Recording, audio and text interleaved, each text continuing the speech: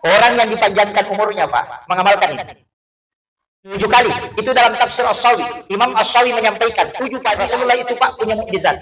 Mukjizat kelahiran Nabi itu, 4 pojok Ka'bah itu mengeluarkan suara. Lagi. Makanya orang asal 4 sudut itu. Itu yang kita baca di sudut rumah. Kalau kita baca itu pada saat mendirikan rumah atau pada saat pindah rumah. Namun natunu kita wibolata itu nanrea. Itu berkah. Dan itu nak ketahui sampai ya sudah jadikan Nabi. Itu salawat nikah batin. Kalau orang hafal itu Pak bahaya. 2 ibu jarinya baru dia melihat wajahnya Rasulullah di situ. Karena kukunya Nabi Adam itu seperti HP Android besarnya. Karena tingginya itu kan 50 meter. Dari situ dia bisa melihat wajah Rasulullah. Tapi ingat, apa yang dibaca ketika Nabi Adam melihat wajahnya Rasulullah kan pindah di mata, apa timur ingat, kemudian baca doa itu. Kemudian usapkan ke mata 3 kali. Nabi itu janji tidak akan buta matanya orang itu hingga dia meninggal. Mengenai baca Al-Quran, tapi bukan baca. Kalau baca Quran, temukan ayat yang menggunakan kalimat Sami'un Basir. Sehingga di situ letakkan kedua ibu jari di atas. Kemudian masukkan ke langit-langit. Kemudian baca salawat. Kemudian usap ke mata 3 kali. Baru bawa kau kuping telinga. Ini yang cilin. Baru tindis sampai bertemu. Baru baca la haula wala quwwata illa billah. Orang itu tidak akan buta dan tidak akan tuli kemudian dia meninggal. Makanya kalau sudah tawaf wada, angkat tangan. Baca itu di antara jari-jari tangan, baru baca sholawat, kemudian usapkan ke badan, baru berdoa. Orang yang melakukan itu tidak akan mati kecuali dia kembali bisa mengusap itu. Saya muliakan Bapak Kabades mewakili Ibu Wali Kota Makassar. Yang saya hormati dan saya muliakan Bapak yang mewakili Jabat, Bapak Sekjam. Mendoakan mudah-mudahan dalam waktu dekat bisa jadi jabat. Yang saya hormati dan saya muliakan Ibu Lurah, para tokoh agama, para tokoh masyarakat, ibu-ibu majelis taklim, wabil khusus seluruh dewan pengurus masjid Nurul Taufik dan panitia pelaksana dan tamu undangan yang saya tidak bisa sebutkan satu persatu. Alhamdulillah wa syukurillah, malam ini kita bermaulid. Saya mohon izin lepas. Malam ini kita memperingati kelahiran satu hamba pilihan Allah. Yang sebenarnya hamba Allah itu banyak. Ribuan pemimpin yang lahir sebelum Nabi dan ribuan pemimpin yang lahir setelah Nabi wafat. Tapi yang diperingati kelahirannya itu cuma 2. Nabi Isa dengan Rasulullah. Isa diperingati dengan Natal, Rasulullah diperingati dengan Maulid. Kalau ada pejabat yang meninggal atau tokoh atau waliullah yang diperingati bukan kelahiran tapi kematian, makanya disebut haul. Jadi peringatan untuk orang-orang mulia itu bukan kelahiran tapi justru kematian. Makanya disebut dengan haul. Peringatan haul itu adalah peringatan kematian. Tapi Rasulullah justru sebaliknya. Kita tidak pernah memperingati kematian. Justru yang diperingati adalah kelahiran. Kenapa? Itu pesan. Bahwa Rasulullah itu tidak pernah wafat untuk umatnya. Ini pesan. Setiap kita bangun dari tidur Bapak Ibu sekalian, itu selalu hidup Rasulullah di dalam diri kita. Makanya tema yang diangkat sebenarnya tadi bagaimana semangat Rasulullah dalam dakwah ya. Ini spirit meneladani akhlak Rasulullah untuk membentuk kepribadian yang luhur di zaman modern. Wah ini temanya ingin meneladani Rasulullah. Nanti saya masuk ke situ. Soalnya begini. Biasanya kalau ada orang Pak hidup di lingkungan yang tidak bagus, di masyarakat yang tidak teratur, atau hidup pada kondisi yang tidak berakhlak, lama-kelamaan orang itu akan terpengaruh.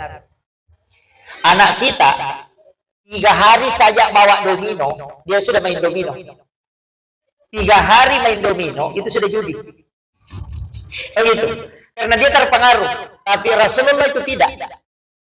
Akhlak masyarakat Arab di masa Rasulullah itu betul-betul hilang. Jadi hanya karena modelnya kita mengatakan manusia. Mata tahu itu, maka tahu sifatnya itu lebih kejam daripada setan. Makanya Umar itu sebelum masuk Islam, dia berjudi, yang dia judikan itu orang hamil. Di Nabotori atau Matampue. Kalau ada orang hamil lewat, dia main judi. Yang di dalam kandungan itu laki-laki atau perempuan. Kalau itu yang mengatakan, saya laki-laki, dalam dasar perempuan. Dia tidak tunggu 9 bulan. Dia tangkap itu wanita, kemudian dia belah perutnya. Dia keluarkan bayinya. Kalau dia laki-laki, berarti dia menang. Langsung dibayar di tempat. Itu orang Arab. Perempuan itu dulu tidak ada nilainya. Makun raya dia gagal nilainya. Makanya kalau ada pedagang Arab, punya utang dia tidak bisa bayar, istrinya yang dia pinjamkan. Supaya lunas. Bahkan orang Arab itu pernah melakukan seminar untuk memastikan apakah perempuan ini orang atau barang. Saking tidak beradabnya. Tapi setelah Rasulullah ada, lahir, maka itu mengangkat derajat wanita. Maka sungguh memang, kalau orang bermaulid, mestinya perempuan yang baik hadir. Karena dia dimuliakan langsung oleh Rasulullah. Nah, makanya, kalau kita hitung-hitungan, pakai kebiasaan kita, ini nanti di luar kebiasaan. Rasulullah itu masih dalam kandungan, itampu ngopi namate ambon. 6 tahun lahirnya, meninggal ibunya. 2 tahun kemudian, meninggal neneknya. Jadi dia pindah ke nenek, meninggal lagi. Jadi kalau orang Bugis mengatakan, anak mencilaka gitu. Sama gitu. Kenapa dia mengatakan ini orang celaka kalau kita mengatakan ini belum lahir sudah bapaknya sudah meninggal. 6 tahun meninggal lagi mamanya. Pindah ke neneknya kakeknya meninggal juga. Jadi ya kuwi di Makadaya anak dia ada ya. Tapi justru Rasulullah kebalikannya. Justru orang berlomba ingin memelihara Nabi. Coba. Nah, makanya sering ada perdebatan Pak di zaman sekarang mengatakan Maulid itu tidak punya dalil. Salah satu dalil yang paling orisinil itu pada Maulid itu Sahih Bukhari Muslim. Rasulullah itu berpuasa pada hari Senin itu karena hari kelahiran. Jadi Nabi memperingati hari kelahirannya dengan puasa. Jadi Nabi itu kalau bersyukur dia puasa. Cuma kalau kita syukuran kita makan. Iya. Makanya tidak apa-apa. Kemudian Rasulullah ketika lahir Abu Lahab itu bersyukur. Yang sudah dicap saja sesat masuk neraka itu diringankan siksaannya oleh Allah setiap hari Senin. Gara-gara bersyukurnya Nabi lahir, membebaskan budak. Jadi kalau orang non Muslim saja yang bergembira Nabi lahir diringankan siksaannya, apalagi kita orang Islam. Cuma memang ada orang bermaulid yang sedikit ada kekeliruan, yang berebut makanan. Ya Pak dicerogi masih kedani Andre dewa kada malagaya masih kedani si salat angka tau maka dia kuma maulu itu malagay telo dia kagak tau malagay telo pak kuma maulu masih kedani hanya berlomba tidak berkelahi ko malagay telo macay ko dia kanala ko masih kedani melo mimi kanala tapi lo menemuki mamulu to menemuki mamulu tidak datang di semua bermaulid to itu kalau maulu-maulu toh, enggak gitu? Jangan didobol. Maulid itu asli. Maulu-maulu itu palsu. Karena kapan ada yang didobol itu jadi palsu. Mobil asli, mobil itu palsu. Bola asli, bola-bola palsunya. Motor asli, motor palsu. Maulu asli, maulu palsu. Palsunya itu makanya. Iya sama maulu-maulu. Tahu-tahu lagi telo. Nika nih mati mulai keperet. Iya. Tapi sebenarnya kenapa? Telur ini Pak, kalau kita hitung-hitung, sebenarnya banyak di telur di rumah. Ketika orang bawakan telur ke kita, kalau bukan telur maulid, dia bawakan 1 biji saja, pasti kita tersinggung. Tapi kalau dia bawakan telur maulid, biar 1 kita gembira. Kenapa? Karena memang apapun yang disandarkan ke Nabi, itu pasti nilainya tinggi. Karena kemuliaannya. Itu karena kemuliaannya Rasulullah, apapun disandarkan ke situ, pasti orang suka. Nah, makanya telur ini sebenarnya kan hanya dakwah. Ini hanya simbol. Simbol ini masuk ke tradisi. Tradisi itu tidak boleh bersentuhan dengan agama, artinya tradisi itu bukan agama. Tapi ketika tradisi itu baik, maka dia dipelihara oleh agama. Tradisi yang bertentangan agama, jangan coba-coba. Makanya dalam Islam ini, kalau dia ibadah mahdah, jangan coba masukkan tradisi. Tapi kalau dia masalah syiar Islam, masukkan tradisi. Di situ. Makanya konsep dasar agama, ada yang namanya ajaran pokok, ada cabang pokok ajaran. Kalau ajaran pokok misalnya pakaian, ajaran pokoknya itu dua. Inti pokoknya itu ada dua. Yang pertama menutup aurat, yang kedua hiasan. Adapun model baju silahkan Anda model. Benar begitu. Jadi inti pokok ajarannya pakaian cuma dua, menutup aurat dan hiasan. Kalau sudah menutup aurat dan sudah hiasan, berarti itu sudah pakaian Islami, bukan jubah. Kalau kita pakai lepais, kemudian pakai baju koko, itu sudah menutup aurat, itu Islami. Kalau kita pakai sarung, kemudian pakai baju batik, itu juga Islami, karena sudah menutup aurat. Karena inti pokok ajaran pakaian cuma dua, menutup aurat dan hiasan. Jangan bilang, nanti pakai jubah baru Islami, itu keliru. Kalau kita mau pakai, Abu Lahab saja pakai jubah. Ahok itu pakai baju koko, makanya baju koko itu kan bahasa Cina. Bajunya kakak laki-laki. Begitu. Yang bapak pakai baju koko itu bukan baju Islam. Itu baju koko, itu bahasa Cina. Koko itu kakak laki-laki. Iya. Coba tanya orang Cina. Kenapa dikatakan baju koko? Karena memang orang Cina. Makanya Laksamana Chenho ketika memasukkan Islam ke Indonesia dengan dia memimpin itu, itulah yang dia pakai pakaiannya. Pakaiannya itulah yang dilihat ulama kita. Sehingga itu yang melekat. Menjadilah tradisi. Karena pakaian memang itu masuk ke budaya. Tapi yang masuk ajaran Islam dua, menutup aurat dan hiasan. Yang dilarang agama ikut-ikutan, tasyabbuh. Nah itu, ini nih yang saya harus luruskan ini supaya kita tidak salah paham. Karena banyak orang sedikit-sedikit mengatakan ini tidak Islami, yang Islami ini. Wah, ini jadi masalah. Yang pakai celana itu juga tidak Islami, Pak. Karena yang disebut hadis itu sarung. Coba, kalau kita mau bicara intinya, songko ini Pak, ini bukan pakaian Islam. Songko hitam ini bukan pakaian Islam. Kenapa? Songko ini fungsinya menahan rambut supaya tidak turun ke jidat pada saat kita sholat. Karena menurut mazhab Syafi'i, ketika 3 lembar rambut turun ke jidat, kemudian menjadi pelapis pada saat engkau sujud, maka sujudmu makruh. Sehingga dipasangilah songko. Makanya kalau orang gundul, biar tidak pakai songko. Kenapa mengukur? Kan begitu. Makanya orang Arab itu sering mencukur habis rambutnya karena tidak senang kalau kepalanya panas. Ada lagi muncul, tidak paham. Dia bilang kalau imam tidak pakai songkok, makruh sholatnya. Itu bukan hadisnya Nabi, itu hadisnya penjual songkok. Iya. Fungsinya songkok itu cuma ada yang pakai songkok begini. Justru dia sujud di atas songkoknya, itu jadi masalah. Mazhab Syafi'i mengatakan sujud pada benda yang melekat pada diri kita itu membatalkan sujud, termasuk perempuan yang sujud di atas talkumnya. Dia dorong tangannya ke depan baru sujud di atas talkum. Itu tidak sah sujudnya menurut mazhab Syafi'i. Itu hati-hati, Bapak. Makanya belajar agama ini memang harus. Jangan langsung, oh ini sudah pakai songkok. Songkok ini diperkenalkan oleh Soekarno, makanya ditulis songkok nasional. Cuma dimasukkan ke pesantren, diganti namanya menjadi kopiah. Coba, ini harus tahu sejarahnya. Sama dengan mihrab, Pak. Di masa Nabi itu tidak ada mihrab. Tempat imam dulu itu cuma lurus.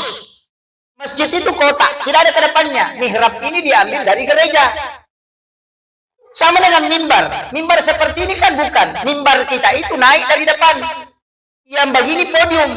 Itu dipakai Yahudi, tapi diikuti. Tapi itu kan tidak masalah. Begitu. Kubah juga tidak ada di masa Nabi. Tidak ada. Menara juga begitu. Cuma naik di tempat tinggi kemudian azan.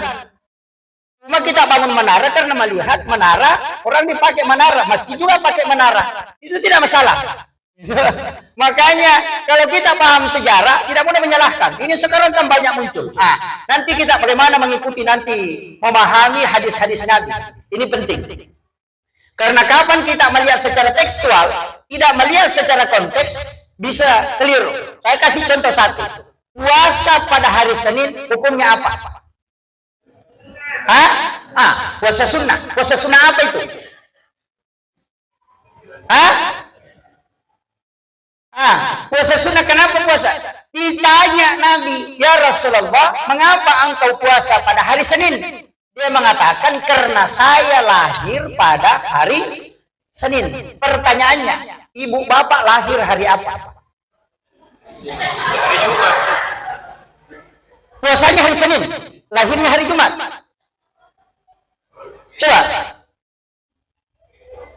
Coba kita pikir. Karena Nabi ditanya, kenapa puasa hari Senin? Nabi mengatakan kan dua alasannya. Karena hari Senin saya lahir, makanya saya puasa di situ. Jadi perintah di situ, perintah puasa pada hari kelahiran, bukan perintah puasa pada hari Senin. Coba. Mana yang benar, Pak? Ulama kita ketika mengkaji hadis, dia pisahkan siapa yang puasa pada hari Senin, maka dia puasa sunnah hari kelahiran Nabi. Dan mengikuti Nabi berpuasa pada hari Senin. Tapi siapa yang puasa pada hari kelahiran, maka dia mengikuti Nabi berpuasa pada hari kelahiran. Coba, kenapa kita puasa pada hari kelahiran, Pak? Kenapa Nabi puasa di hari kelahirannya? Sayyidina Ali puasa di hari kelahiran. Utsman bin Affan lahir pada puasa pada hari kelahiran. Ibnu Abbas juga puasa pada hari kelahiran. Abu Hurairah juga puasa di hari kelahirannya. Kenapa? Karena orang yang puasa pada hari kelahiran itu tidak akan kena penyakit yang membahayakan di dunia. Tubuhnya itu terjaga. Itu puasa tirakat. Nabi lakukan itu. Makanya sebagai tanda kesyukurannya Rasulullah lahir hari Senin, dia puasa hari Senin. Makanya bapak ibu kalau lahir hari Rabu, puasa hari Rabu. Mengerti kira-kira? Tapi mengatakan selama ini saya puasa hari Senin, itu tidak salah karena kita puasa sunnah kelahiran Nabi. Kenapa gitu? Ini hadis ya. Kalau hari Kamis, kenapa puasa hari Kamis? Karena hari Kamis itu pahala di store. Doa, ibadah kita itu di store. Dalam satu pekan itu di store kepada Allah. Itu hari Kamis. Makanya orang berdoa hari Senin itu belum di store, baru dicatat. Hari Selasa dicatat lagi. Hari Rabu dicatat lagi. Hari Kamis baru dilapor. Start awal hari Jumat. Hari Kamis dilapor, orang beribadah hari Jumat itu langsung pertama. Sabtu, Ahad, Senin, Selasa, Rabu. Nanti Kamis dilapor lagi. Malaikat itu lapor, dimasuk di pembukuan. Makanya kalau berdoa, jangan berubah-ubah. Hari Senin minta sepeda, Selasa minta motor, hari Rabu minta mobil. Padahal hari Kamis baru dilapor. Coba pikir itu. Iya. Ya Allah, aku pengen sepeda. Sekalinya hari Selasa, aku pengen naik motor, ya Allah. Hari Rabu bukan naik mobil. Hari Kamis, ya Allah kasih naik pangkatku. Ketika ditanya malaikat apa yang diminta, dia bilang minta sepeda, minta motor, minta mobil juga, minta naik pangkat. Ini tidak jelas. Dari situlah ada kalimat dari para ulama, ijabut doa arba'ina yauman maniyah. Kalau mau doanya diijabah 40 hari jangan ganti. Nabi Musa berapa hari berdoa? 30. Ditegur oleh Allah, Musa tambah 10. Makanya 40. Coba. Ini. Makanya kalau berdoa Pak jangan rubah itu. 40 hari berdoa terus. Saya kasih analogi sederhana. Kalau ada anak kita bangun, mak belikan kak sepeda. Sekalinya mau ke kantor, mak belikan kak baju. Pulang dari kantor, mak belikan kak sepatu. Kemudian datang lagi, mak belikan kak celana. Datang lagi, mak belikan kak mobil-mobil. Apa yang kita belikan? Belikan es krim. Supaya dia diam. Tapi coba kalau ada anak, mak belikan kak sepeda. Bangun, mak belikan kak sepeda. Mau ke kantor, mak ingat belikan kak sepeda. Pulang dari kantor, mak belikan kak sepeda. 1 minggu saja anak selalu bilang, mak belikan kak sepeda, pasti kita belikan. Itulah makna kalimat wa isa sa'alaka ibadi anni fa inni qarib ujibu da'wata da'i iza da'an. Ada orang yang berdoa tapi dia tidak berdoa. Hanya mengigau karena ganti-ganti. Makanya kita ikut doanya imam. Kita ikut doanya imam. Imam baca doa. Ada juga imam Pak tidak jelas doanya. Subhanallah. Alhamdulillah. Allahu Akbar. Amin. Kalau dia doa berjamaah, mestinya imam itu perjelas karena makmum ingin mengaminkan. Karena ada hadis Nabi, 40 umatku berkumpul, pasti ada satu wali di sini. Makanya sholat jenazah Nabi minta 40 orang. Karena pasti ada salah satu yang diterima doanya. sholat Jumat menurut Syafi'i tidak sah kalau bukan 40 jamaah. Kenapa? Karena pasti ada yang diterima doanya kalau 40 jamaah mungkin. Itu alasannya. Itu kan hadis. Ketika umatku berkumpul 40 orang, maka salah satu dari 40 itu ada waliullah. Dan ketika dia berdoa, maka pasti doanya dijawab. Kalau jamaah cukup 40, berdoa Ki. Kenapa? Karena ada salah satu yang diterima doanya. Makanya imam harus jelas, biar tidak panjang. Allahumma ghafir lil muslimina wal muslimat. Mahu amin. Begitu. Gitu. Tapi ada juga imam ujungnya saja jelas. Tapi engkau tahu mau jago makrbami. Amin amin amin amin amin. Amin amin. Kan begitu. Saya ambil analogi sederhana. Kalau ada orang datang ke rumah mau minta sesuatu, misalnya dia bilang begini, mau kasih menikah anakku bulan depan. Pindra nggak sagala, pindra berkorong, pindra cangkilip, itu pak pindra ganu, itu pindra ladang, itu pindra sirut, itu pindra cangkilip, begitu kan? Pinjam kau ini, pinjam kami ini, pinjam. Satu bilang, jana. Pasti kita tidak kasih. Anda gitu, tapi coba kalau ada orang pintar, pasti dia bilang, wih cantiknya rumah temu di, wih kayak bagusnya lamarita, barusan kak naik di sini, enak sekali, wih banyaknya uang temu di, padahal dia mau minta uang. Makanya ketika kita ingin berdoa kepada Allah, mestinya memuji Allah. Kalau rezeki kita minta, sebut ya Fattahu, ya Razak, ya Ghani, ya Mughni. Dan begitu. Agama itu simple, sama dengan kehidupan sehari-hari.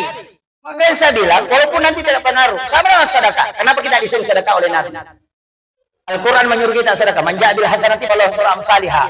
Kalau di dalam ayat lain mengatakan masalul ladzina yunfiquna amwalahum fi sabilillahi kamathali habatin ambatat sab'a sanabila fi kulli sunbulatin mi'atu habba. Kenapa? Karena sedekah itu pancingan. Orang yang memancing itu pakai cacing. Kalau tidak pakai cacing itu ikan tidak bisa didapat.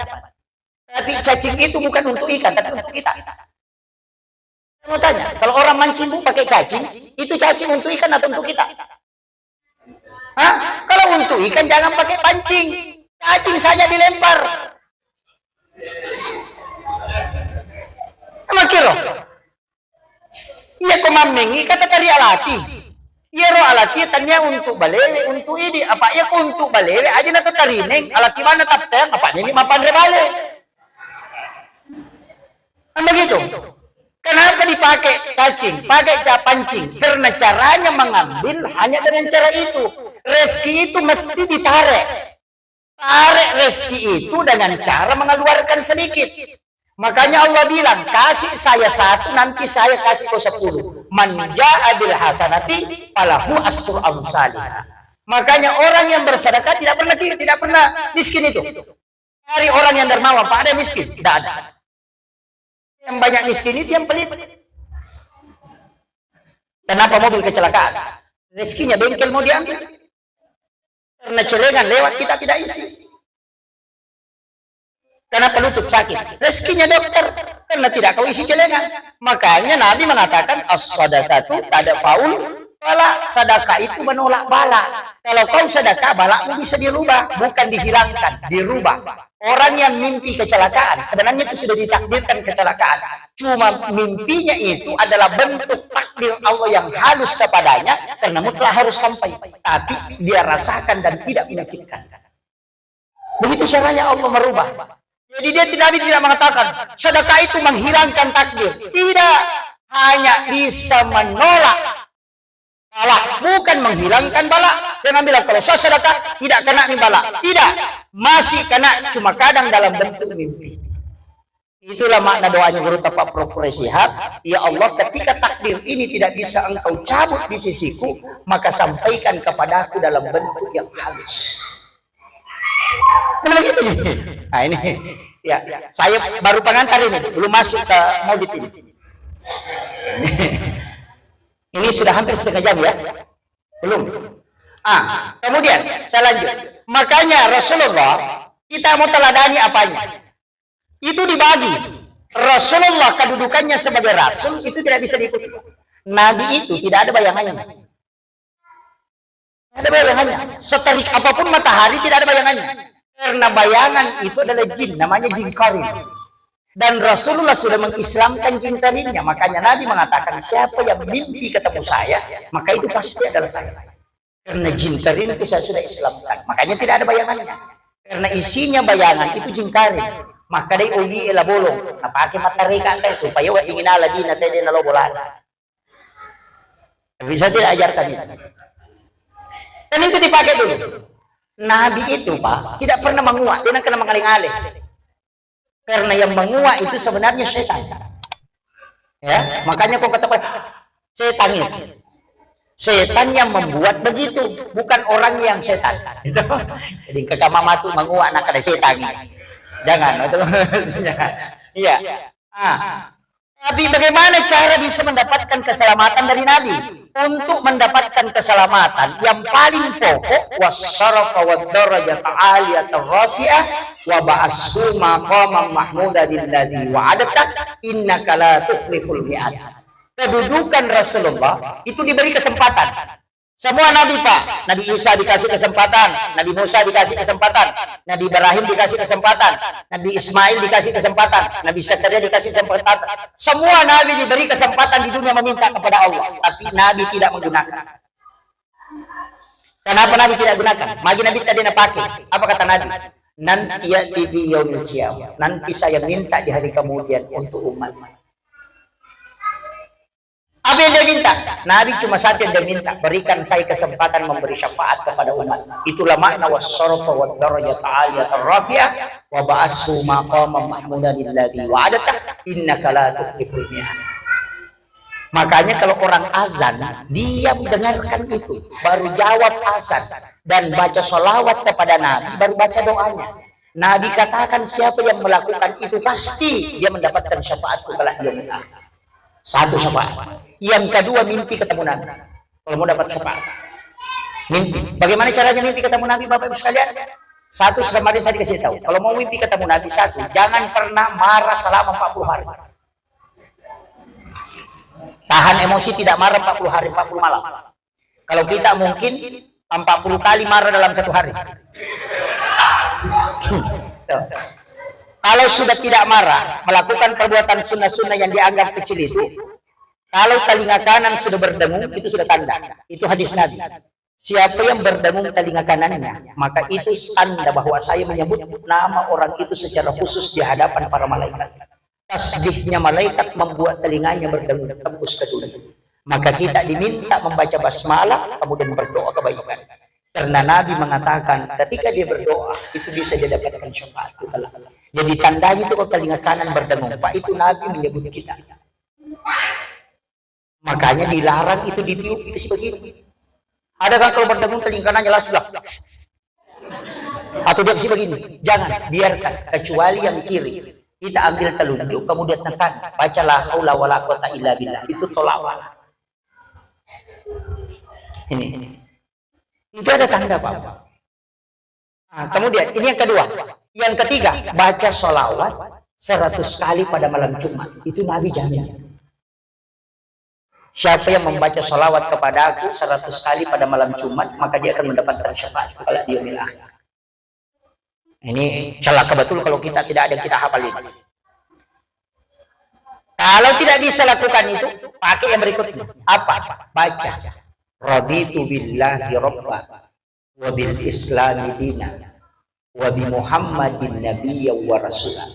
7 kali di waktu maghrib dan 7 kali di waktu subuh. Itu hadis Nabi.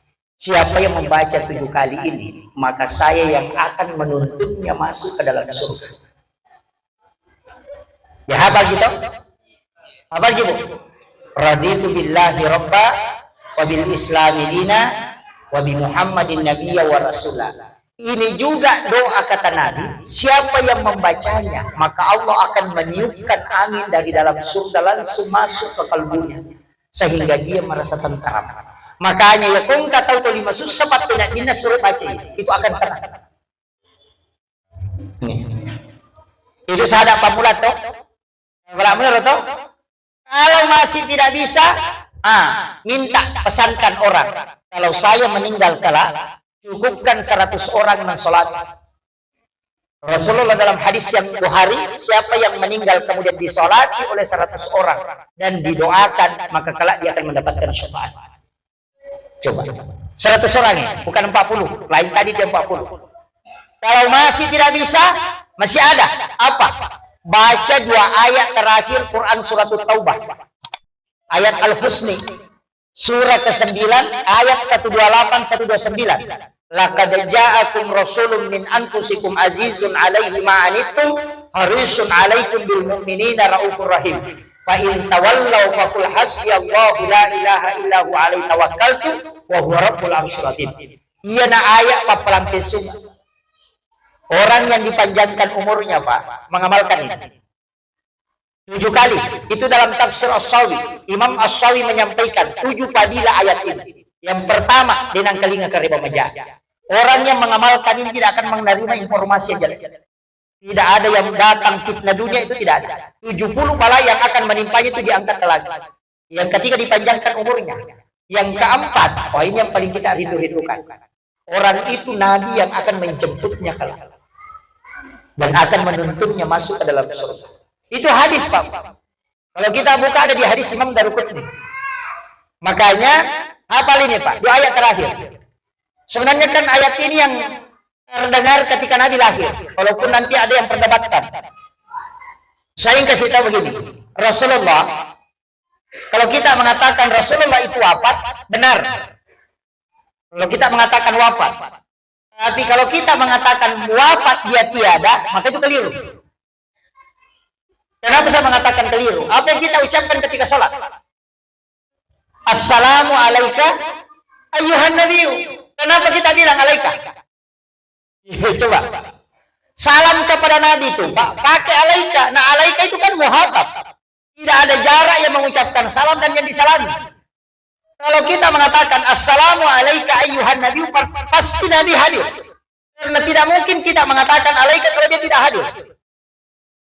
Apanya yang hadir? Itu Nurun Muhammad. Nurun Muhammad itu namanya Ahmad. Itu yang bapaknya Ruh. Ahmad itu juga adalah sholat. Ahmad itu juga rahasia. Ahmad itu juga adalah unsur penciptaan. Kenapa? Coba, ulama kita dari dulu itu sudah kaji. Cuma anak belakangan ini tidak kaji, tapi menyalahkan. Saya ingin buka sedikit ini, walaupun saya sering sampaikan. Manusia itu diciptakan dari apa? 4 unsur. Tanah, api, air, angin, apa lagi? 4 toh? Tanah, api, angin, air. Api itu sifatnya berdiri. Kalau berdiri itu huruf alif simbolnya. Angin itu sifatnya ruku. Ruku itu simbolnya huruf H. Tanah itu sifatnya sujud. Sujud itu simbolnya huruf mim. Kemudian air itu sifatnya duduk. Kalau yang duduk itu simbol huruf dal. Kalau berdiri alif, ruku H, sujud mim, duduk dal, maka tulisannya Ahmad. Saya kasih tahu, ini kalau kita masuk ke kajian hikmahnya. Makanya kalau berdiri kan api sifatnya. Kalau dalam sholat orang berdiri juga, itu huruf alif. Alif, H, mim, dal, tulisannya Ahmad. Karena Ahmad itu Nurun Muhammad. Kepala ini kan huruf mim, dada ini huruf H, pinggul ini huruf mim, kaki ini huruf dal, tulisannya Muhammad. Coba, kalau kita kan kaji tuh. Coba ini tangan, Pak. Semua, kalau kita angkat tangan begini, ini kan tangan, ini ada garis. Ini angka Arab. Ini kan angka Arab, angka 8, ini angka 1. Yang sebelah ini angka 8, angka 1. 1 adalah 81, 1 adalah 18. 81 tambah 18 itu 99. Itu asma Allah. Coba. Tangan ini kan lapas Allahu. Alif, lam, ha. Allahu. Makanya 100. Kalau kita mau masuk ke hikmah. Coba. Makanya itu tomatah dia makadani. Nah itu sampajangnya nak itu mato. Ya matotu Nurul Muhammad, ya matotu sampajang, ya matotu Muhammad, ya matotu sampajang.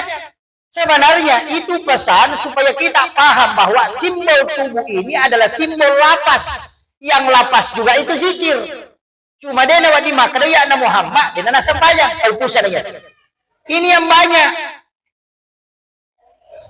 Makanya kajian agama itu kan terbagi tiga, Pak. Saya kasih sederhananya begini.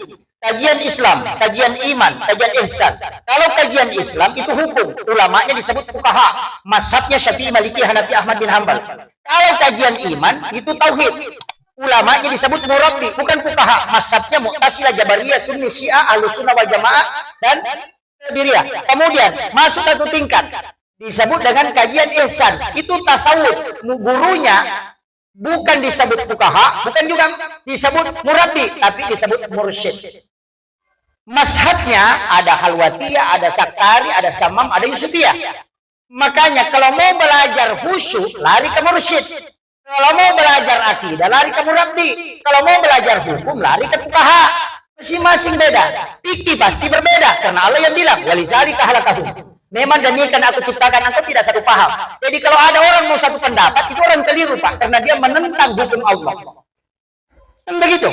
Dalam bagaimana contohnya, Pak Ustaz? Bagaimana hukumnya kalau ada tukang judi, Pak, bersedekah di masjid? Diterima atau tidak? Anggap pas sabu-sabu masuk bangun ke masjid, terima atau tidak? Hah?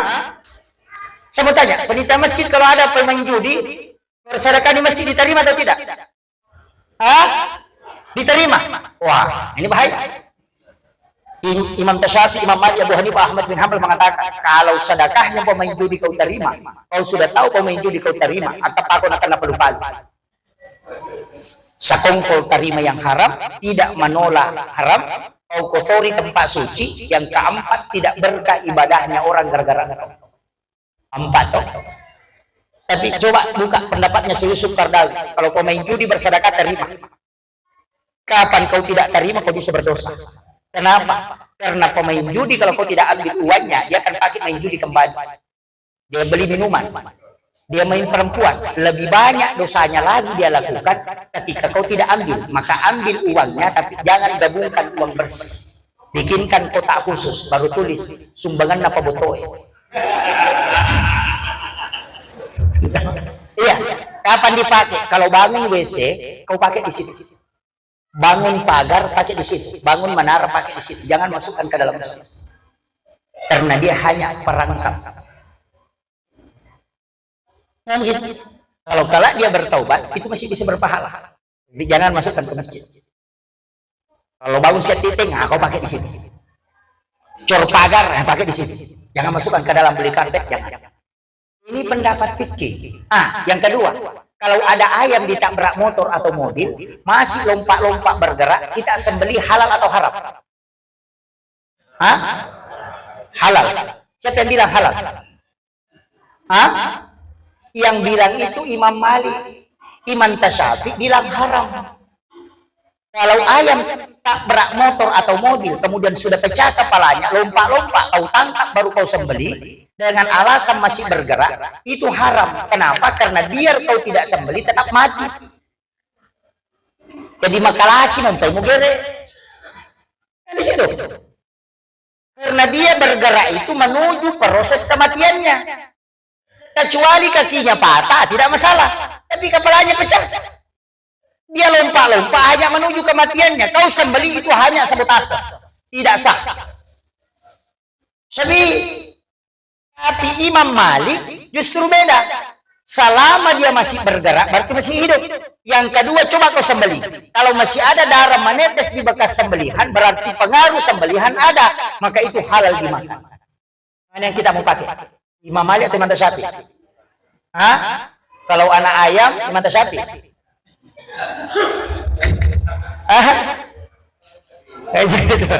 Tapi hati-hati Pak, Syafi'i itu yang dihitung yang pertama. Makanya kalau menjual ayam potong, sembeli ayam, baru dia masukkan ke dalam drum, kemudian baku tindis, itu tidak masalah. Tapi kalau Imam Malik, kalau kau sembeli masukkan ke drum, kemudian baku tindis, kemudian mati, maka itu bangkai.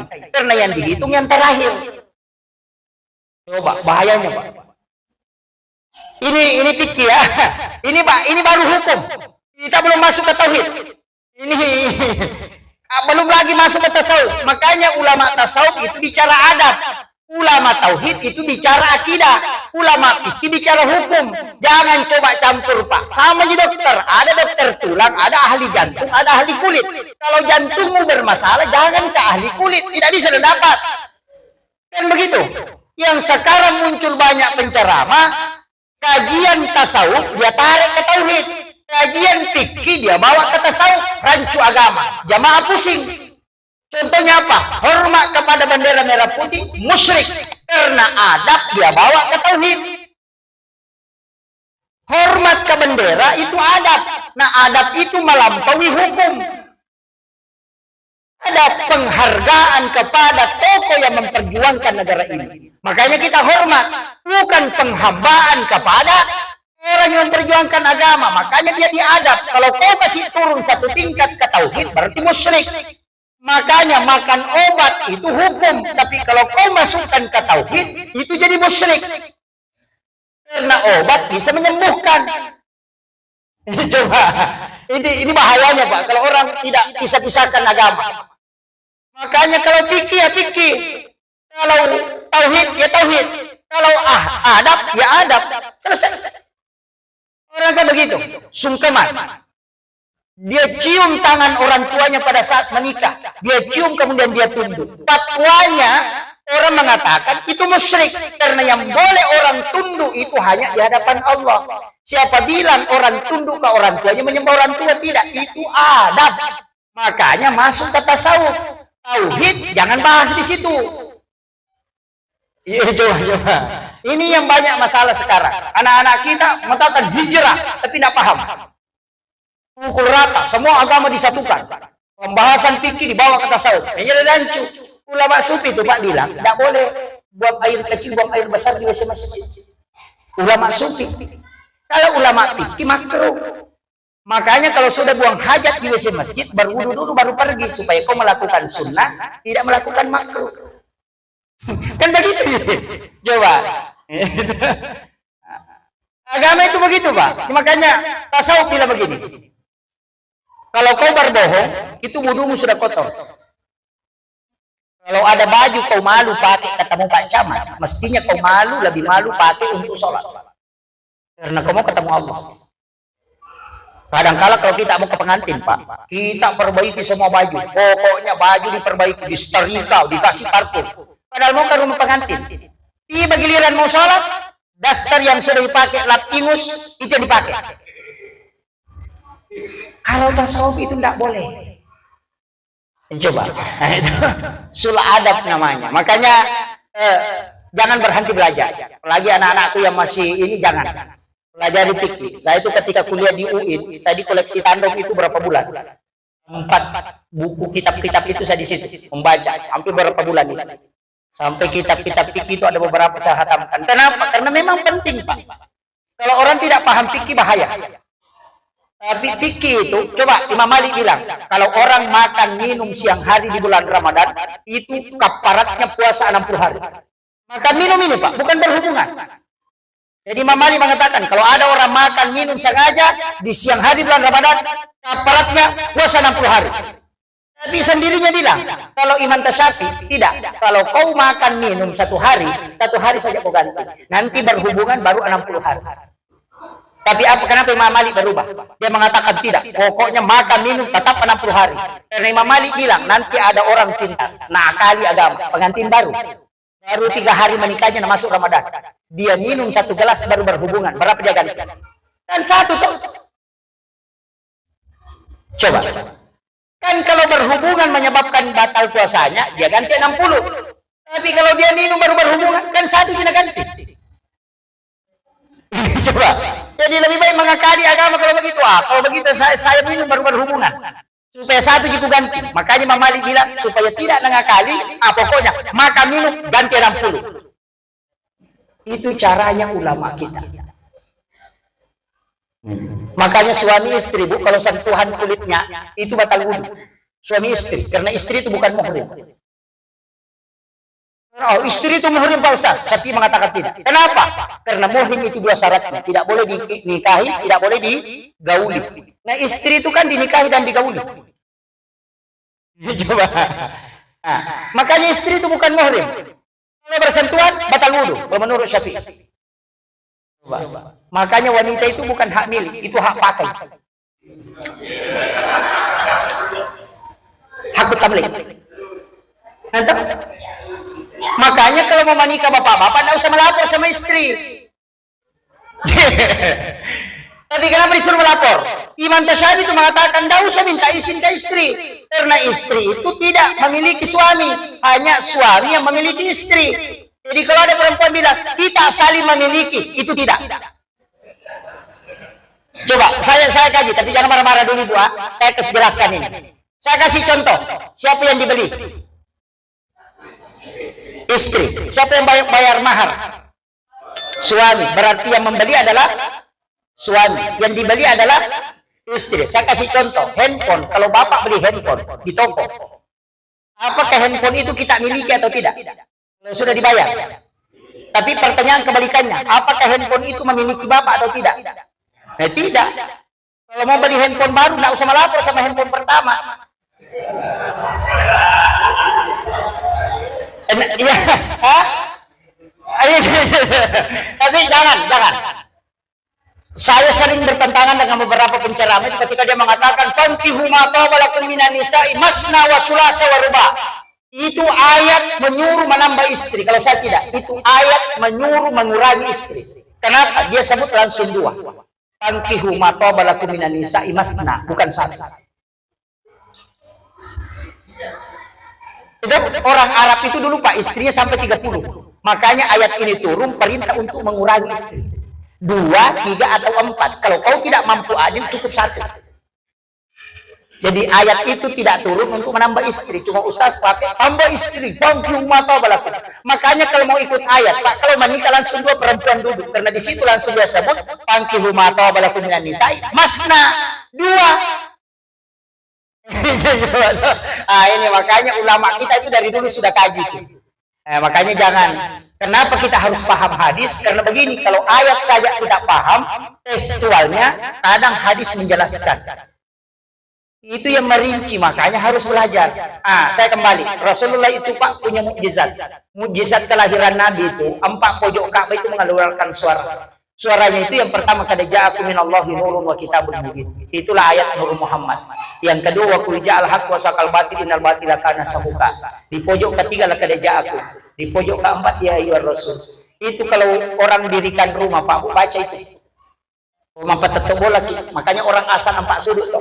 Itu yang kita baca di sudut rumah. Di sudut pertama itu kalau sebelum azan baca kada ja'akum minallahi nurun wa kitabun mubin. Di pojok kedua wa qul ja'al haqq wa saqal batil innal batila kana sahuqa. Di pojok ketiga la kada ja'akum. Kemudian ya rasul. Kenapa? Kalau kita baca itu pada saat mendirikan rumah atau pada saat pindah rumah, namun natunu kita wibola tadi itu nandrea itu berkah. Dan itu nak kada tahu sampai ya sudah jujur dan nabi. Saya kasih tahu. Itu doa pendek. Pendek sebenarnya Pak, itu ayat. Kita kaji satu-satu. Kada ja'akum minallahi nurun wa kitabun mubin. Apa artinya? Telah datang dari Tuhanmu cahaya. Baru kitab yang menerangkan. Berarti yang dimaksud di situ kada ja'akum minallahi nurun adalah nurun Muhammad. Makanya yang pertama diciptakan itu nurun Muhammad. Itulah makna kata hadis qudsi, laulaka ya Muhammad lama ahlakul Muhammad. Nabi Adam itu Pak Nabi pertama, tapi yang pertama diciptakan oleh Allah adalah nurun Muhammad. Makanya ketika Nabi Adam di surga mau menikah dengan Hawa, maharnya itu bukan uang, tapi disuruh bersalawat kepada Nabi Adam. Salawat apa yang dibaca Nabi Adam? Ada yang hafal? Saya tidak ajarkan. Itu salawat nikah batin. Kalau orang hafal itu Pak bahaya. Saya kasih tahu. Cari sendiri. Nabi Adam itu ketika ingin melihat, dia pernah melihat begini. Saya tidak. Nabi Adam itu pernah melihat wajahnya Rasulullah dengan mempertemukan kedua kuku ibu jarinya begini. Karena dia rindu ingin ketemu Nabi. Karena Nabi Adam itu lahir sebelum Nabi diciptakan. Tapi ketika Nabi ditanya, kapan kau diangkat menjadi Nabi? Dia mengatakan sebelum Adam diciptakan. Berarti Nabi duluan. Begitu. Tapi dia kan rindu ingin melihat wajahnya Rasulullah. Makanya dia kan pertemukan begini. Kedua ibu jarinya baru dia melihat wajahnya Rasulullah di situ. Karena kukunya Nabi Adam itu seperti HP Android besarnya. Karena tingginya itu kan 50 meter. Dari situ dia bisa melihat wajah Rasulullah. Tapi ingat, apa yang dibaca ketika Nabi Adam melihat wajahnya Rasulullah? Marhaban bika ya habibi qurrata aini ya Rasulullah. Inilah yang ada dalam hadis. Siapa yang melakukan itu pada saat namaku disebut dalam azan, ya kumakadai pak bangi asyhadu anna Muhammadar Rasulullah. Pasirun tu dua kanu pindo di mata, napati mau pingat, kemudian baca doa itu. Kemudian usapkan ke mata 3 kali. Nabi itu jamin tidak akan buta matanya orang itu hingga dia meninggal. Kalau tidak mau pakai kacamata, pakai itu.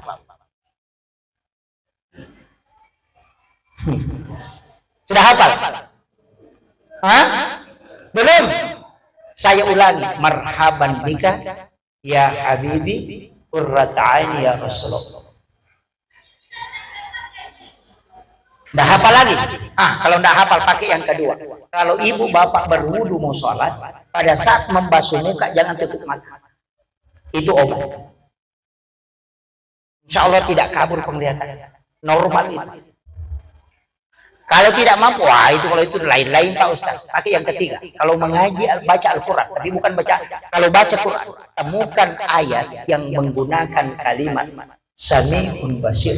Sehingga di situ letakkan kedua ibu jari di atas, kemudian masukkan ke langit-langit, kemudian baca sholawat, kemudian usap ke mata 3 kali, baru bawa ke kuping telinga. Ini yang dicilin, baru tindis sampai berdengung, baru baca la haula wala quwwata illa billah.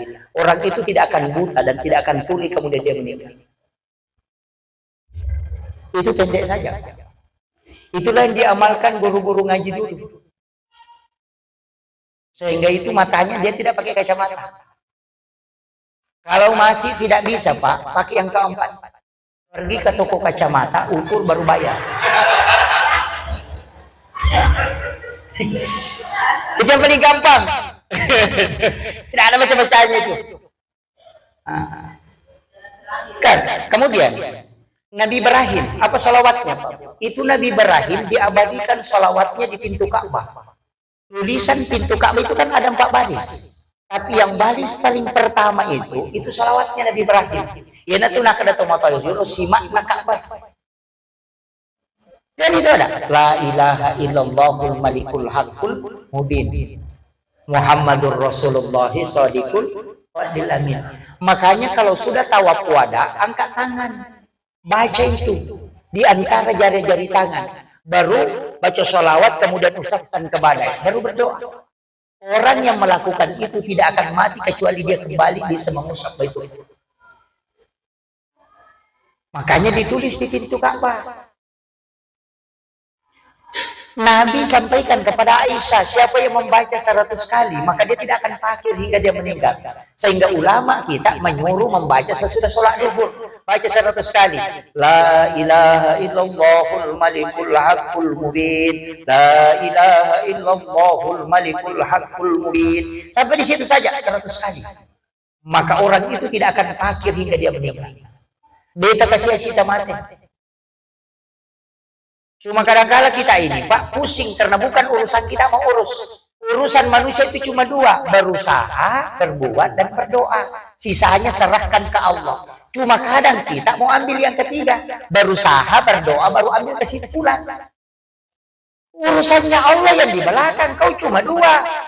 Makanya Allah mengatakan fakuli malu berbuat, nanti saya yang tentukan. Jadi kuncinya begitu Pak. Makanya banyak orang pusing. Udah sudah hitung-hitung. Main begini-begini. Jangan. Berdoa saja. Rezeki itu Pak sudah diatur. Ada malaikat yang disuruh bagi. Tidak mungkin salah bagi. Kalau dia masuk ke rumahnya tetangga, pasti kembali ke rumah kita kalau rezeki kita. Makanya kalau menjual dan tidak laku, jangan kita marah-marah. Karena rezeki itu sudah diatur. Coba. Dipakai gitu Bu. Cuma kalau mau mudah dapat rezeki, ada jalurnya. Baca Waqiah, itu jalur pintu rezeki. Bahkan ada itu padongan laku kue. Tapi nanti dipakai kalau orang tua tidak ada anaknya bekerja. Dia sudah tidak mampu, tinggal saja di rumah sendiri. Apa yang dibaca?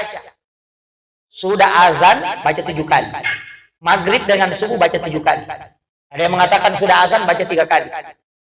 Itu padongan laku kue. Subhana man halakani walam yansani minar rezeki. Selama ada orang makan di kampung itu, kita pasti makan.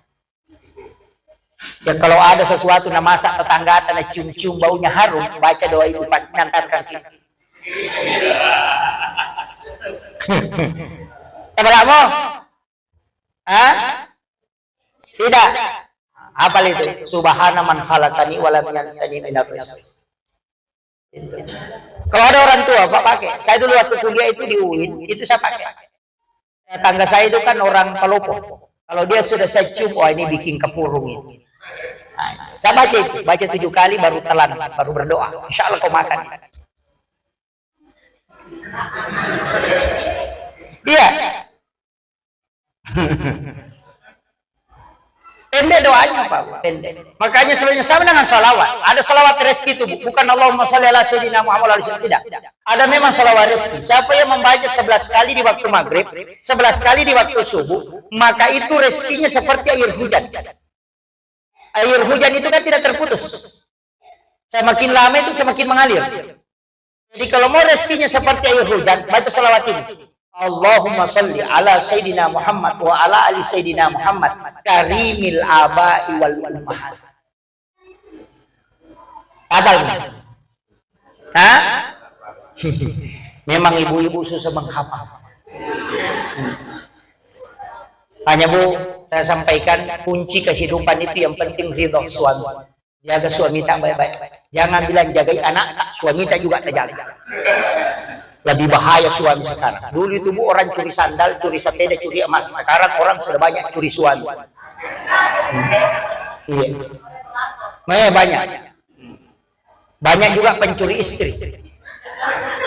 Iya, banyak. Menjadi masalah. Makanya saya sampaikan salah satu doa Nabi yang diajarkan sampai hari ini selalu dipakai dan sampai yaumil qiyamah, sampai kiamat. Apa? Nabi ajarkan baca 7 kali sesudah di waktu petang, di waktu pagi dan petang.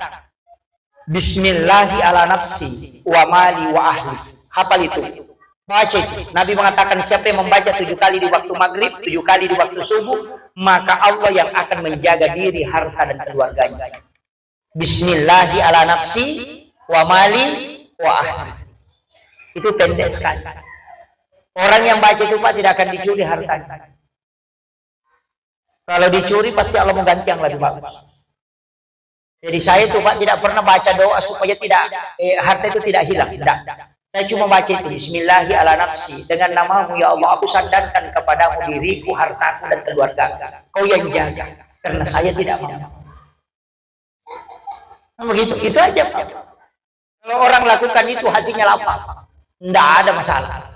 Nah, cuma kadang ini kita siksa karena kita selalu hitung-hitungan dan selalu mau utang. Cicil juga sering. Kalau tidak nyicil, arisan. Arisan itu juga nyicil. Arisan itu utang. Kalau 10 orang masuk satu kelompok, kita undi 1 kali, kita yang dapat 9 orang kita tempati berutang. Nah, begitu. Tapi saya tidak mengharamkan arisan karena orang sepakat. Yang penting diundi dan tidak bertambah. Saya tidak mengharamkan arisan, pada mengharamkan. Sama dengan bank. Orang mengharamkan bank. Memang dulu semua ulama mengharamkan bank, tapi Mesir sekarang Darul Ifta menghalalkan. Tidak mengharamkan. Majelis Ulama Indonesia masih mengharamkan. Kenapa ulama Mesir yang lebih 400 ahli hukum fikih menghalalkan bank? Karena alasannya kalau kau haramkan bank, tidak ada jamaah haji dan umrah yang sah hajinya karena semua uangnya lewat bank. Coba pikir Pak. Pegawai makan semua uang haram. Pesantren bantuannya lewat bank. Kalau kau haram, kan berarti semua ini menjadi haram. Kalau bank itu haram, sistem pengelolaannya semuanya pasti haram. Kalau haram, berarti jamaah haji yang simpan uangnya di bank, dan di bank juga sistem pembayarannya, semua jamaah haji dan umrah tidak ada sah haji. Makanya dia rubah. Kemudian bank itu Pak bukan meminjam, tapi di bank itu bukan ribanya, karena itu pengelolaan dana untuk usaha. Jadi bukan sistem pinjam meminjam, tapi sistem penggunaan pengelolaan dana. Kan begitu. Jadi dia bukan dulu orang Pak minjam itu untuk dia makan, beli makan. Orang miskin pinjam beli makan. Sekarang orang pinjam di bank orang kaya. Karena dia pakai usaha, makanya disitulah berubah hukumnya karena dia melihat uang di bank itu dikelola. Kita store uang di bank, maka bank itu langsung pakai untuk buka pengelolaan. Maka uang itu titipan di bank, bukan simpan pinjam. Ini beda-beda. Makanya di situ banyak kan orang begitu. Langsung Anda bilang, saya dulu pegawai bank Pak Ustaz, saya sudah ikut kajian syariah, saya keluar karena pokoknya kerja di bank itu riba. Kalau kau kerja di bank riba, kau resign dari bank, mestinya juga jangan jadi PNS. Keluar juga jadi PNS, karena gajimu juga lewat bank. Kan begitu. Ini makanya hukum-hukum agama itu begitu. Makanya harus belajar. Coba pikir. Jadi, tapi kalau saya jangan pinjam di bank. Jangan, selama masih bisa. Lebih baik aman. Ibu-ibu jangan coba nyicil terus. Piring cicil, ambalak nyicil, basko nyicil, cerek nyicil semua. Nah itu nyicil, bu bikin pusing kepala.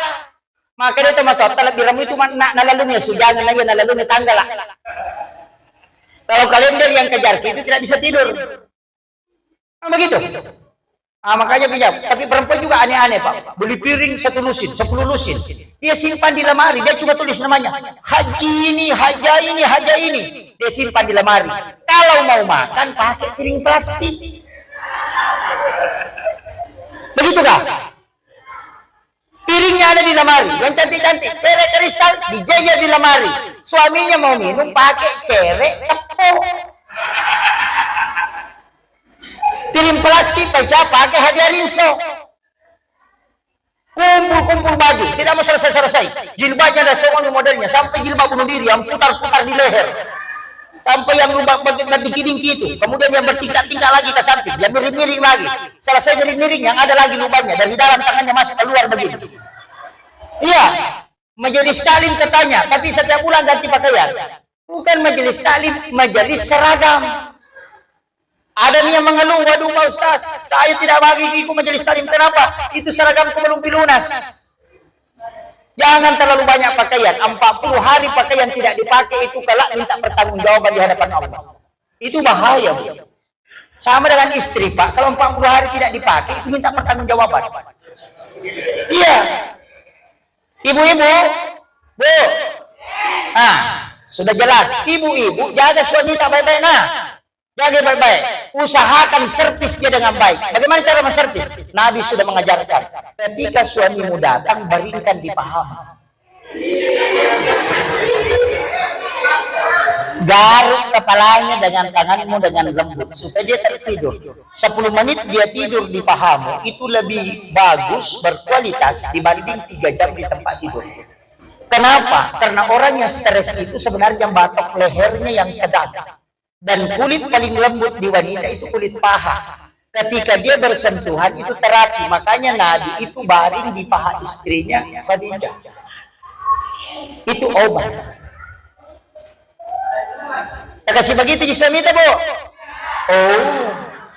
Ngambil memang orang. Yang kedua, Bu, kalau mau berangkat antar ke depan pintu, salaman, cium tangannya, kemudian lihat mukanya. Baca doanya Nabi Adam ketika pertama kali ketemu dengan Hawa di Jabal Rahmah. Apa doanya? Wa alqaitu alaika mahabbatan minni walitusna ala aini. Quran surah Taha akhir ayat 39. Apa lagi, Bu? Depa. Wa alqaitu alaika mahabbatan minni walitusna ala aini. Yatunala biasa baca papa sikarau. Doanya dulu itu yang hadis. Allahumma hirajabal tawala hirajabal, kemudian diletakkan, kemudian dia baca wa alqaitu alaika mahabbatan minni walitusna ala aini, baru dia lepas. Taplak nih Kaisar Barat itu ditaplak. Makanya kalau suami datang jangan banyak tanya. Dia pernah tuh udah laki boleh bangun apa dia dapat telepon masih bisa dibalas mau ya kepakutan anak atau wartawan. Suami itu jangan banyak tanya. Ketika dia dulu cukup kasih tahu apa aku bikin kaki Pak, teh, kopi atau air putih. Dia bilang teh mau kita bikinkan enggak? Bikinkan teh, baru angkat ke depannya, baru persilahkan dia minum, baru cium keningnya. Sudah keningnya dicium, kasih tahu nih duduk-duduk maki dulu Pak, istirahat. Saya mau bikin kaki dulu makanan. Pasti suami tidak kejeli-jeli. Kalau mau berangkat Nabi dan suaminya mau ke jalanan dan kok. Bila mau makan bilang ada gitu nasi di rice cooker, piring ada di situ, ada kejongan di situ. Kalau tidak ada bersihkan di situ, ada piring di dalam itu. Kalau tidak ada apa ada cangkir di luar. Oleh. Kalau tidak ada lauk-lauk di situ, kau ambil saja Indomie di situ, nanti saya bayar. Karena ini makun pakai apa lah? Ini mana laki nasi kami sudah ada rice cooker, kami punya kopi tiga panen, kami itu sudah kami tak punya kopi. Kami itu pakai nok robo kami cek kepala komore kayaknya. Kalau mana makan kalau kau kampung nanti begitu pernah mengarap. Oh be, tidak ada dia siapkan. Dan banyak yang begitu. Wanita itu mesti menjaga suaminya pada saat makan. Kenapa? Karena di situ berkahnya rumah tangga. Tapi ingat Bu, kalau ada masalah yang dihadapi suami kita yang berdoa. Kenapa? Karena doanya wanita lebih cepat diijabah dibanding laki-laki. Makanya pemimpin yang hebat Pak Bu, lihat. Siapa pemimpin hebat? Pasti yang di sampingnya itu pengaruhnya. Soeharto orang hebat toh. Tapi ketika Ibu Tin wafat, selesai. Habibie orang hebat. Tapi ketika Ibu Ainun wafat, selesai. Susilo Bambang Yudhoyono, siapa tidak tahu? Dua periode dia pilih presiden. Tapi ketika Ibu Ani wafat, sampai hari ini tidak bisa masuk. Kenapa? Orang yang di sampingnya ini.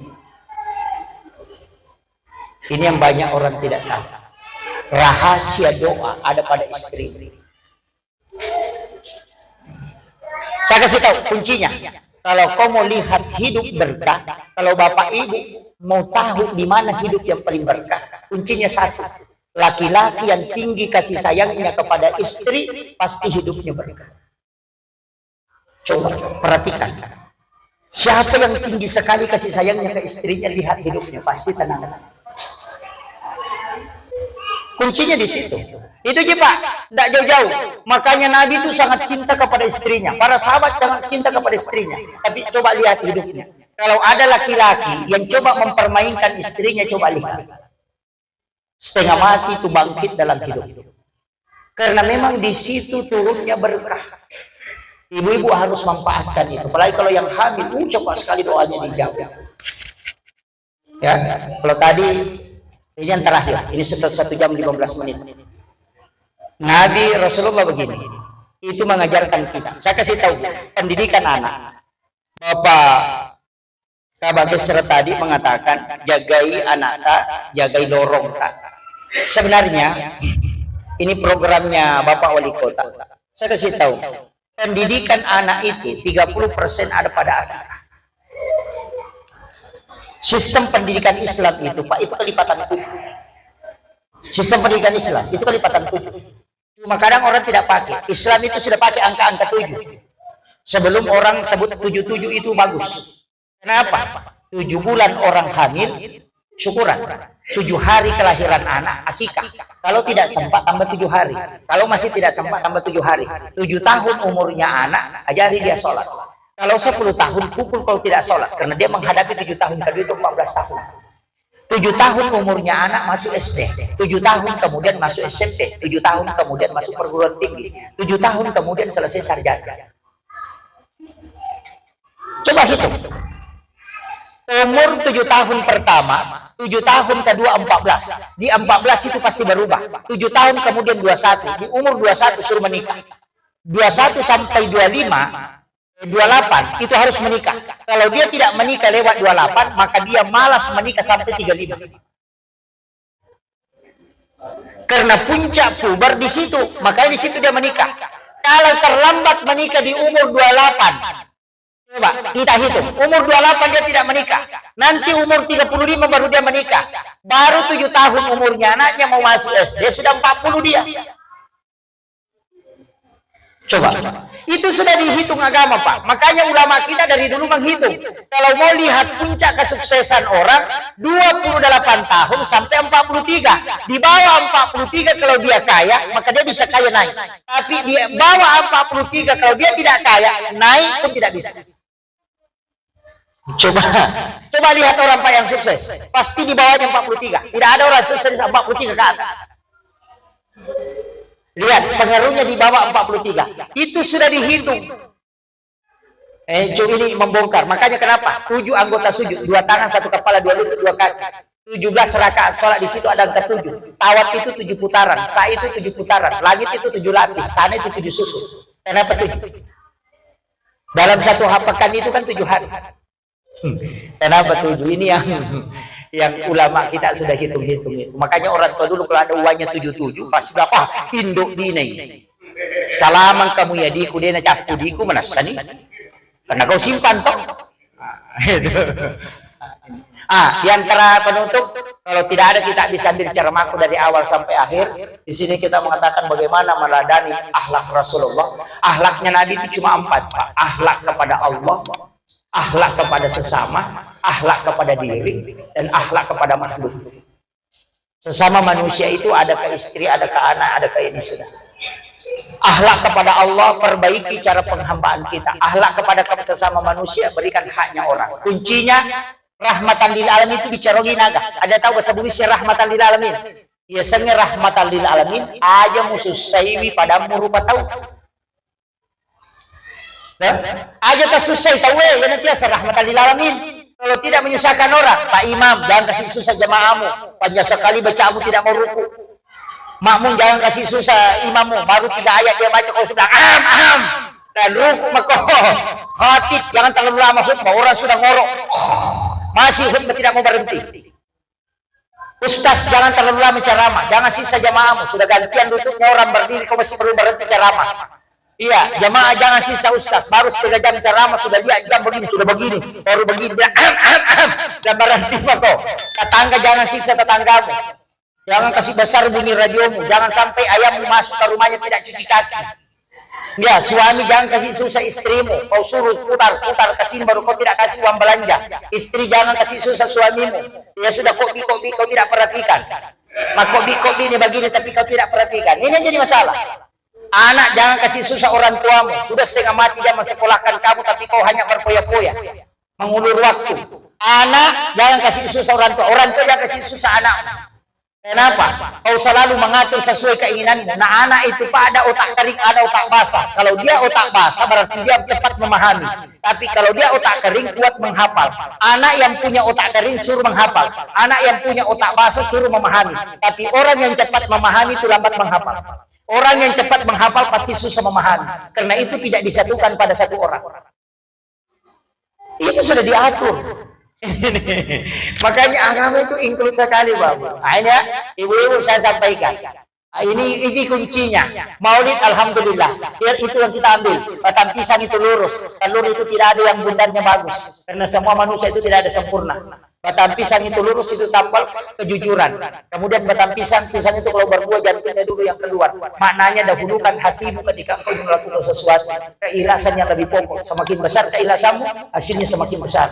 Kemudian kalau pisang ditebang pasti daunnya naik kalau dia tidak berbuah. Tapi kalau sudah berbuah ditebang pasti tidak naik. Apa maknanya?